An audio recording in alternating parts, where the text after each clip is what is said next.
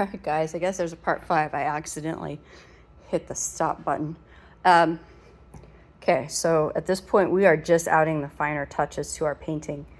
This is where I've put in the cracks in the rock. The only real rule for this is just to make sure they're wider at the top and then taper down at the bottom. You could be pretty loose and pretty free with this. And then I'm going to go back in with that same really dark color I made.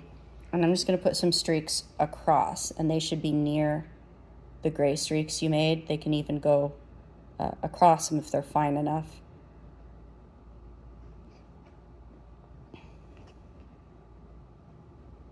We're just trying to get a little bit more character into that rock. Okay, I got a few of those darker streaks painted in. And now I have to deal with this foreground.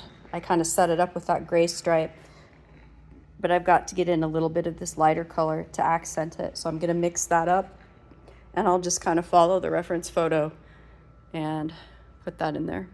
All right, here's the color I mixed up for that foreground. It's kind of a dirty orange. Again, you gotta look really closely at these colors, kind of isolate them from the rest to see what color they truly are. I think it's kind of a dirty orange. So I'm gonna go ahead and apply that the way it looks in the picture. Okay, I added in what would be like the sunlit spots right there in the foreground. And this is the part of the process where I'm gonna look back at my reference and just add any little details that I think I might have missed. The painting is pretty much done, pretty much finished here at this point. So it's just little finishing touches.